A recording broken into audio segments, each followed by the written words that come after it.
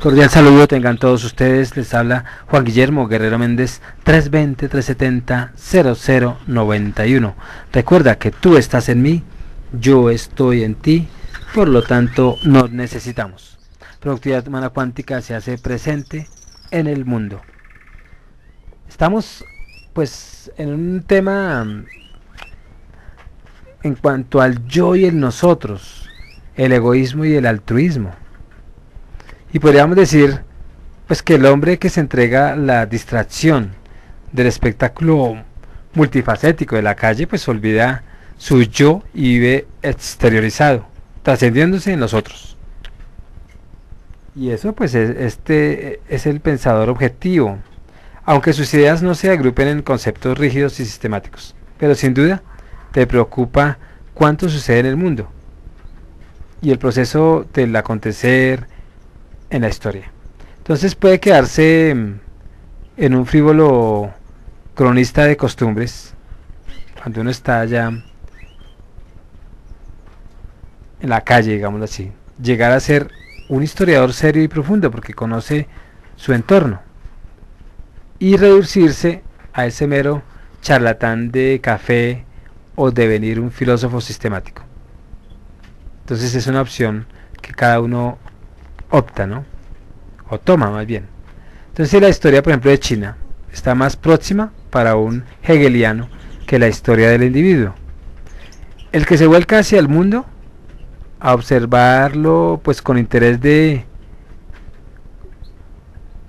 más bien con interés, se halla en un estado de objetividad completa, o sea, de distracción con respecto a sí mismo, en pleno entretenimiento ante los hechos externos y los otros. Entonces por esta vía de la contemplación puramente objetiva no se puede llegar más que a juicios aproximativos o inciertos. La historia pues es una identidad sombría que nos funde pues en una masa informe y no capta jamás al individuo, pero deja constancia de los movimientos y los cambios de los seres humanos a través del tiempo. Pero sí es un hecho muy cierto que el pensador objetivo, o sea, el que piensa o que se identifica con los otros pensamientos, porque el subjetivo es aquel que solo su pensamiento es el verdadero, pues vive volcado en lo que pasa en el mundo, lee en cualquier momento,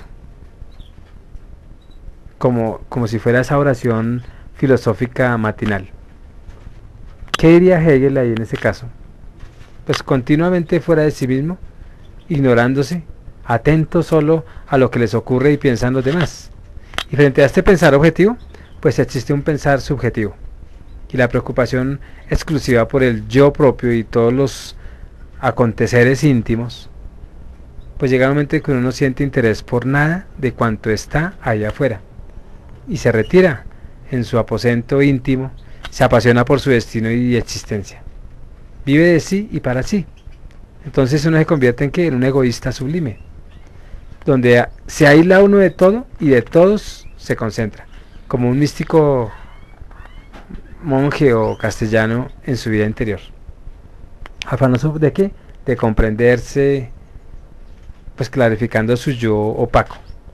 Por todo esto, pues no tiene tiempo para ocuparse de los otros ni hablar con ellos. Y con el paso del tiempo, este interés privado permanente sobre lo que es útil y conveniente, pues tiene como fin el bienestar psicofísico y más tarde alcanzar la felicidad o beata abstracción que le hace sentirse ajeno al mundo real y sus conflictos vivos.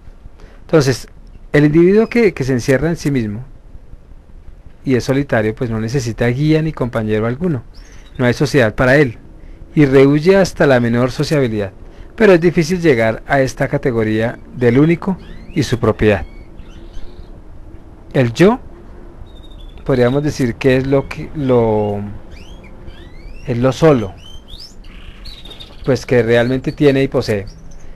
El hombre espiritual se separa de los otros porque puede soportar ese aislamiento, mejor dicho, porque existe o le gusta la soledad. Sin embargo, aconseja Kierkegaard pues que se debe estar en contacto con el mundo, ya que es imposible vivir la soledad total y absoluta. Entonces, si yo me comporto como los otros, traiciono. Si mi yo se separa de los otros, me traiciono. El que, el que se tiene pues siempre presente que cae en la ruina o en la abstracción irreal, pues debe tener en cuenta que de pronto es por su egoísmo, por estar solo, por no querer contar con los demás. Cuando hay ese exceso de introspección, o sea, que nos metemos dentro de nosotros a esa búsqueda de sí mismo en sí mismo, pues lleva a una desfiguración y al olvido de la verdadera naturaleza, que somos sociables por naturaleza. Se nos olvida eso a lo último. Entonces, cuanto más soy y me siento ser, pues más solitario estoy y menos soy yo.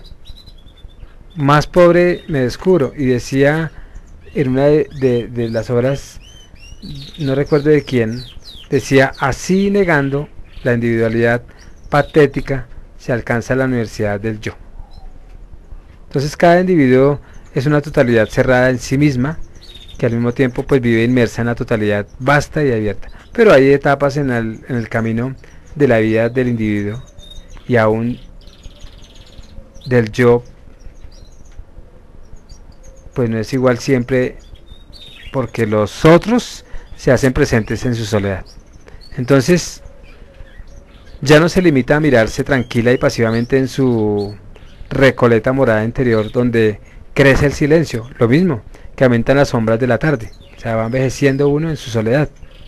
Entonces, ¿cómo es que lo embriaga uno ese silencio que crece cada minuto? Según Kierkegaard, él lo dice de esa forma.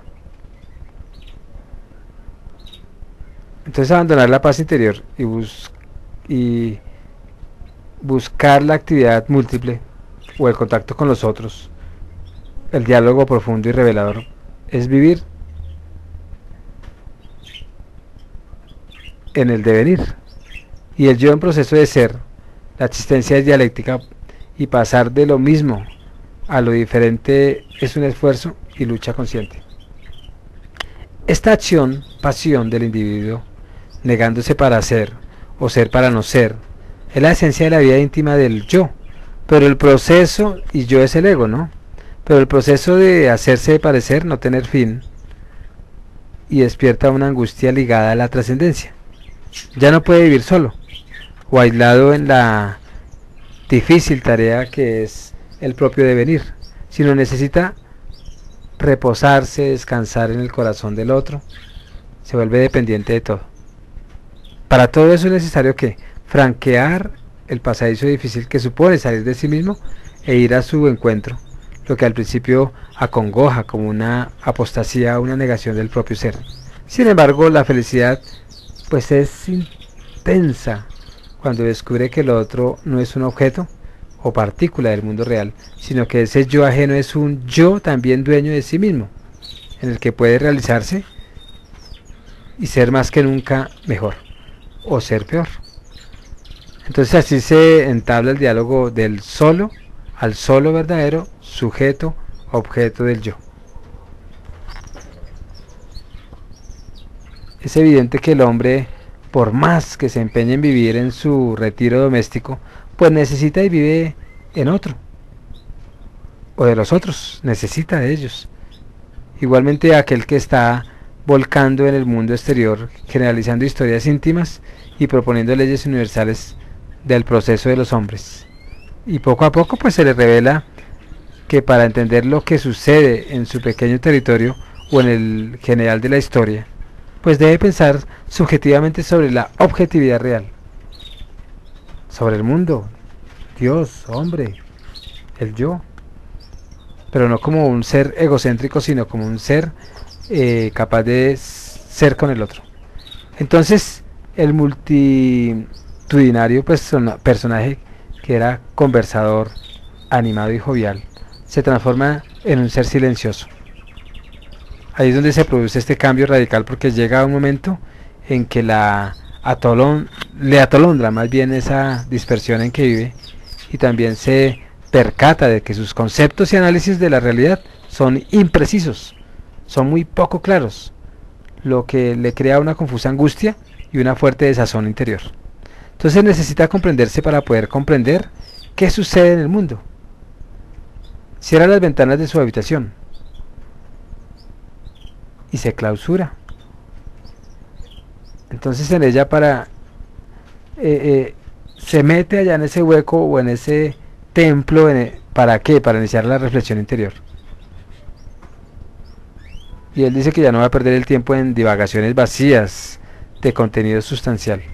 Y al sentirse adscribirse a la luz de la lámpara, una súbita tristeza le anuncia el comienzo de la soledad del yo. Su terrible presencia, pues recuerdo en algún momento a un joven que armonizaba el aislamiento con su necesidad de los otros, frecuentando a otros personajes.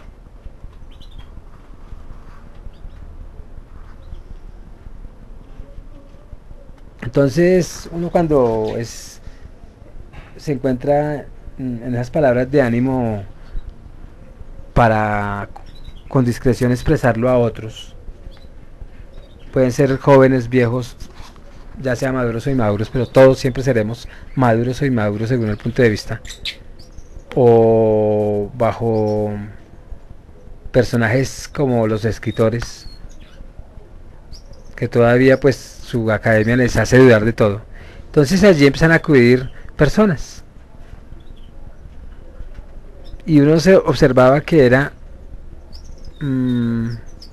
muchas personas las que escuchaban a los que quieren socializar y otras querían permanecer en su soledad. Pero sí era asombrosa la preocupación que sentía el orador por todos ellos para que llegasen a ser por sí mismos y no domesticados como hoy en día nos encontramos. Entonces sus consejos eran guías espirituales que luego debían olvidar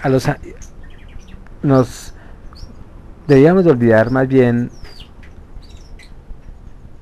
al egocentrismo, y eso nos daba ánimos a entregarnos a un examen crítico de esas imperfecciones y esas carencias que cada uno tiene.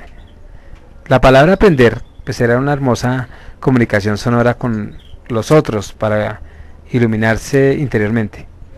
Por el contrario, en la tertulia nocturna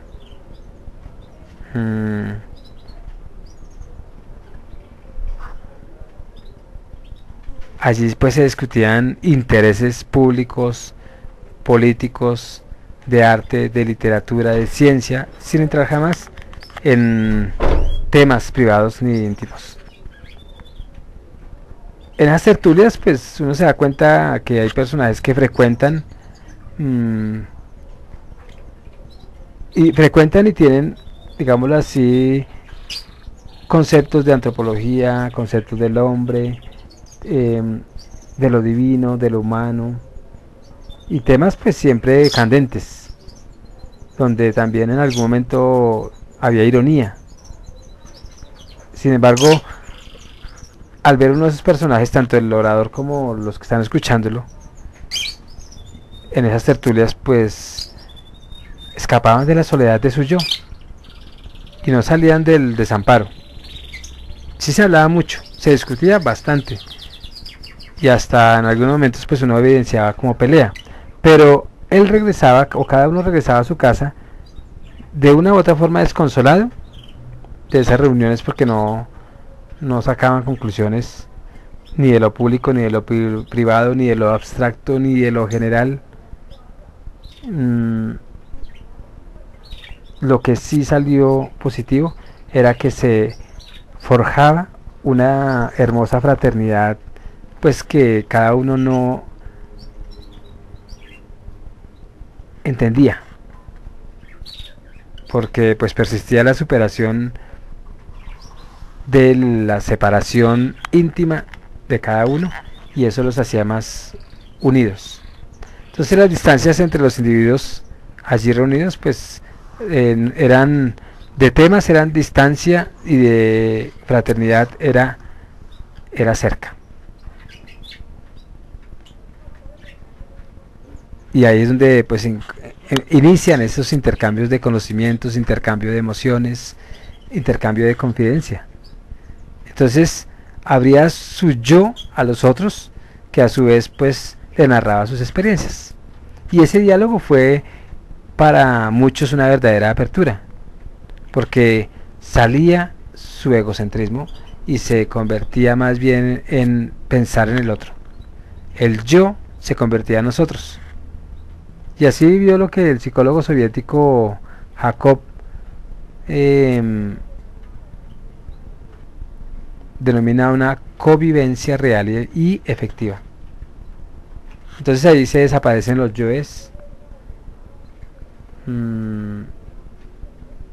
se conocían los unos con los otros, ascendían todos y nadie podía quejarse de no saber nada de la vida de los demás. Los secretos pues sí aparecían porque gozaban contándolos y superándolos también. Entonces la transparencia recíproca se estableció como una conquista preciosa y se apartaron de un rincón para contarse episodios cotidianos, problemas, cavilaciones sobre el futuro, preocupaciones económicas, aventuras amorosas y a veces hasta con explicaciones detalladas sobre la relación sexual. Entonces todas esas confesiones mutuas llegaron a crear sólidas relaciones amistosas y se vivía el encanto solidario de la comuna. Curiosamente, pues la preocupación por la vida privada de cada uno coexistía de manera muy serena con un desinteresado interés por la política o la ciencia o el arte o el curso de los acontecimientos históricos. Entonces esa fraternidad y esas vivencias donde uno olvida su yo o su ego, pues se demuestra que el yo puede salir de su soledad, y de esa soledad ya sea reflexiva o inquieta o una soledad reprimida, sin perder identidad. Entonces, por el contrario, el abrirse a los otros se reafirma y potencia a sí mismo. Entonces, esa unión que se establece por el diálogo no es siempre efectiva también en algunos casos, aun cuando asuma sonidos y gestos expresivos. Hay tres formas de dialogar. Una genuina, cuando cada uno tiene presente a los otros y percibe sus particularidades para crear una relación entre su yo y ellos. Y ese es el diálogo que pretende una comprensión objetiva. Hay otra forma que es el monólogo disfrazado de diálogo, que es típico de muchas tertulias políticas y literarias y académicas, digamos así, o aún de amigos, pues sentados ante una mesa de mármol o ante un bulto de papas, pues cada uno habla consigo mismo de una manera pues equívoca, creyendo que así escapa el tormento del yo asfixiante. Pero en realidad una conversación verdadera se desarrolla por la necesidad recíproca de comunicarse o aprender del otro, e influirle también y llegar a una interpretación humana. Y la tercera forma de diálogo pues es hablar para confirmarse, logrando una superioridad sobre los otros. Y es la forma falsificada de dialogar del que se considera pues un todo en sí mismo y utiliza las palabras para legitimarse a expensas del otro, que es disminuido y hasta despreciado. Entonces es cierto que para llegar a los demás es necesario conocer el propio yo antes que abrir la boca, porque el diálogo verdadero no solo se realiza entre un grupo de amigos para intercambiar opiniones, sino que reunidos a fin de llegar a cabo pues un acto preciso, pues necesitamos saber todo uno de otros sin diferencia valorativa en un plano de igualdad. El yo, al reflexionar, porque me conozco o porque no me conozco, pero como hay reflexión ya me conozco, pues es un pensador privado y quiere saber de sí, comprenderse, no dejar sombras ni dudas sin esclarecer. Entonces ahí es donde uno necesita rehuir el bullicio de la gente y retirarse a una habitación silenciosa para conseguir la quietud que lo hace a uno redescubrirse. Y esa es la verdad, la verdadera subjetividad. No hay que olvidarse nunca de sí mismo, porque existe el peligro de que el cogito, según Descartes, pues pueda hacer desaparecer el ser que soy, que un pensador abstracto demuestre su existencia por su pensamiento en una extraña contradicción. Pues en la medida que piensa abstractamente, hace abstracción del hecho, que es y existe. Entonces hay que recogerse en la meditación y experimentar esa radical singularidad. Pues para no que deslizarse en lo general. Kierkegaard pues nos aconseja que debemos pensar subjetivamente, individualmente, egoístamente, recluidos en nuestra sombra, y huir de los otros que nos atropellan y confunden. La tiranía de la igualdad es la tiranía más terrible, según Kierkegaard, ¿no? Y es necesario luchar contra lo que no es mío ni tuyo. Entonces la monstruosa impersonalidad anónima, el no yo, pues afirma que existir es un perpetuo monólogo interior. Y si nos centramos al bavardage, a la glotonería del lenguaje en la charla divagatoria e insustancial, pues los otros se apropiarán de nuestro yo, lo desintegrarán en vocablos vacíos. Entonces, el pensador privado, pues tampoco puede ocuparse de lo que acontece ventanas afuera, ahí en la calle, entre la gente. Al pensar solo en su devenir y en cómo llegar a ser totalmente, pues entonces tendríamos que decidirnos más bien por la verdad subjetiva como única realidad. Kierkegaard pues descubre que el yo recogido en sí, viviendo de la autorreflexión, separado de los otros, es un espíritu demoníaco.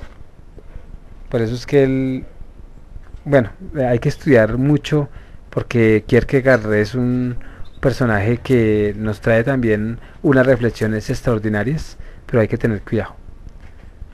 Un ser encerrado en su individualidad, sin comunicarse con nadie, vive en un continuo monólogo y no se confiesa nunca. Y esa soledad le va a condenar, ese monólogo le va a condenar, y el mismo mundo le va a rechazar. Se despide Juan Guillermo Guerrero Méndez, 320-370-0091. Recuerda que tú estás en mí, yo estoy en ti, por lo tanto nos necesitamos. Curación cuántica y productividad humana cuántica se hacen presentes en el mundo desde Colombia. Muchas gracias.